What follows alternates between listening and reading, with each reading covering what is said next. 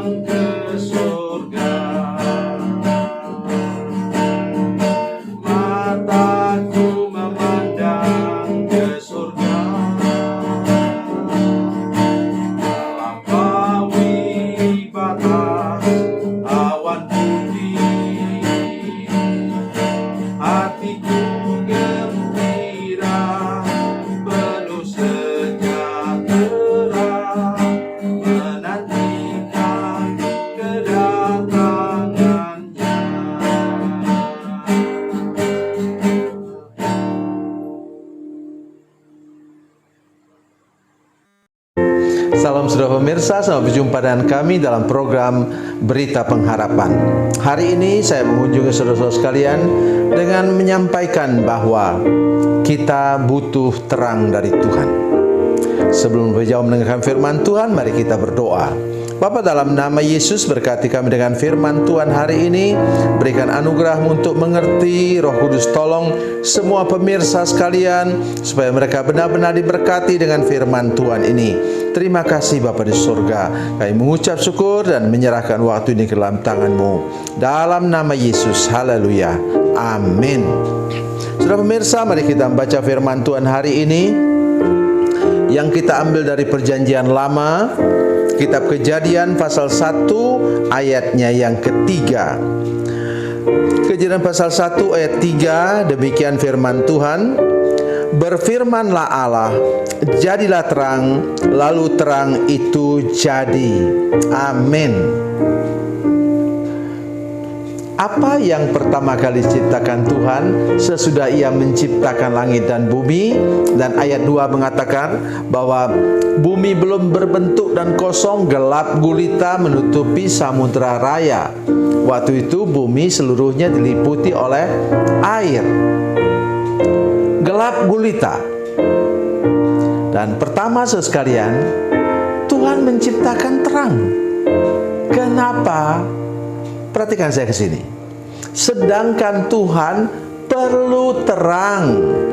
Ingat, Tuhan adalah terang sendiri. Ya, Dia adalah terang. Di surga nanti tidak ada matahari, karena Tuhan katanya menjadi penerangnya. Tetapi maksud saya ialah ketika Ia menciptakan bumi ini kan nanti dipengaruhi oleh terang matahari. Ya. Dan puji Tuhan, kalau sudah pernah membaca tentang laporan-laporan dari para astronot, itu satu-satunya planet yang berwarna biru adalah bumi. Kenapa begitu? Bukan hanya karena ada atmosfer, tetapi karena ada oksigen dan ada kehidupan di bumi ini. Karena itu dia begitu indah. Nah, kalau saja Tuhan perlu terang untuk menciptakan ini sampai nanti menciptakan manusia, maka tentu lebih lagi kita sebagai anak-anaknya perlu terang daripadanya. Coba saudara perhatikan baik-baik. Saya bantu kita baca ayat 14. Ayat 14 dari Kejadian 1 ayat 14, kata firman Tuhan, berfirmanlah Allah, jadilah benda-benda penerang pada cakrawala untuk memisahkan siang dari malam. Biarlah benda-benda penerang itu menjadi tanda yang menunjukkan masa-masa yang tetap dan hari-hari dan tahun-tahun. Sudah perhatikan? Jadi terang yang tadi itu adalah terang dari Tuhan sendiri. Begitu juga sudah tahu bahwa dosa, kuasa kegelapan dan maut membuat hati kita menjadi gelap. Nah, berapa hal? Paling tidak 3 hal. Kegelapan membuat kita tidak bisa menikmati hidup. Kenapa? Bagaimana sudah lihat baju saya bagus, ya kan? Memang bagus baju ini. Sudah tahu saya tidak pernah beli baju, dikasih orang, jemaat yang kasih. Saya harap yang memberikannya kepada saya nonton sekarang ini, jemaat ini. Iya, saya melihat baju saya memang bagus.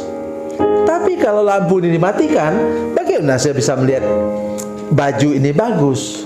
Artinya apa? Kalau sudah hidup dalam kegelapan, hidup dalam dosa, saudara tidak pernah bisa menikmati keindahan hidup ini. Itu yang pertama. Yang kedua apa? Selera kita dipengaruhi oleh terang. Coba saudara sedang makan enak, ya. Pokoknya yang paling enak di kota saudara sekalian, yang dapat saudara beli di sana, tiba-tiba lampunya mati. Langsung hilang selera makan. Jadi makan itu bukan hanya bergantung kepada hidung yang mencium aroma makanan dan lidah yang mengecap makanan itu, tetapi juga terang. Jadi saudara tidak bisa lihat, saudara tidak bisa menikmatinya. Itu punya pengaruh pada selera makan saudara sekalian. Oleh sebab itu, kalau lampu listrik mati misalnya, setidak-tidaknya sudah nyalakan lilin supaya bisa meneruskan makan.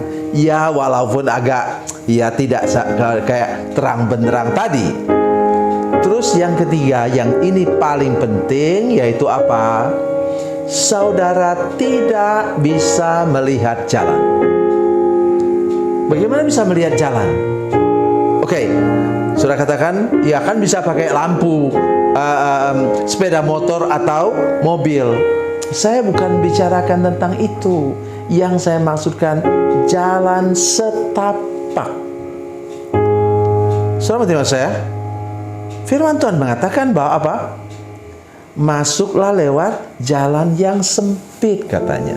Jadi jalan yang ke surga itu tidak bisa boncengan. Jalannya setapak. Jadi harus satu orang jalan di sana. Bagaimana kalau gelap? Sudah terancam jatuh ke jurang. Itu sebabnya banyak orang Kristen. Ingat, dengar para pemirsa sekalian, engkau bisa jatuh ke jurang karena apa? Engkau hidup di wilayah remang-remang. Engkau hidup di wilayah abu-abu, sehingga kemudian engkau mudah jatuh ke dalam jurang. Oleh karena itu engkau perlu terang. Hari ini paling tidak 3 hal ini saudara sekalian sangat engkau perlukan sekarang, supaya apa? Perjalanan hidupmu aman, engkau bisa menikmati keindahan hidup ini. Aduh, saya tidak bisa bayangkan saudara sekalian. Saya datang dari Kalimantan saudara sekalian. Ya, bagi yang belum tahu, Ya, saya datang dari Kalimantan. Di Kalimantan itu penuh dengan danau-danau bagus, Sungai Kapuas yang 1000 kilometer dapat dilayari sampai ke Udik sana. Terus apalagi ada gunung-gunungnya. Oh, sekarang saudara sekalian, saudara, saya merindukan kampung halaman, merindukan gunung-gunung. Bukan untuk mendaki gunung, kaki saya sudah tidak kuat. Dulu saya pendaki gunung, saudara sekalian. Jangan main-main. Gunung-gunung tinggi saya sudah naik. Tetapi kalau saya membayangkan gunung sebagai orang Dayak yang di luar Kalimantan, saya membayangkan apa? Musim buah. Oh, haleluya, saudara sekalian. Juga mencari duren. Kami sana duren tidak dipanjat, durennya jatuh. Bagaimana kita bisa mencari duren dalam gelap? Tidak bisa, kecuali pakai senter. Jadi segala aspek hidup kita perlu terang, saudara sekalian. Karena itu mintalah kepada Tuhan tadi yang menciptakan terang. Ia menciptakan terang dalam hidup kita. Bagian penutup akhir firman Tuhan ini, saya ingin mengatakan 1 Petrus 2 ayat 9. Katanya Tuhan memanggil kita dari kegelapan kepada terangnya yang ajaib. Untuk apa? Satu, untuk masuk surga. Tapi yang paling penting saya sudah sampaikan tadi, supaya kita bisa menikmati hidup ini. Tuhan Yesus memberkati, Tuhan Yesus baik. Mari kita berdoa. Bapa, dalam nama Yesus, terima kasih Tuhan, kirim kepada kami terang dari surga, menerangi hati dan pikiran kami, supaya kami bisa menempuh jalan yang sudah Engkau tentukan, supaya kami bisa menikmati hidup ini, melihat keindahan hidup ini bersama dengan Tuhan. Terima kasih Bapa di surga, terpujilah namamu dalam nama Yesus. Haleluya, amin.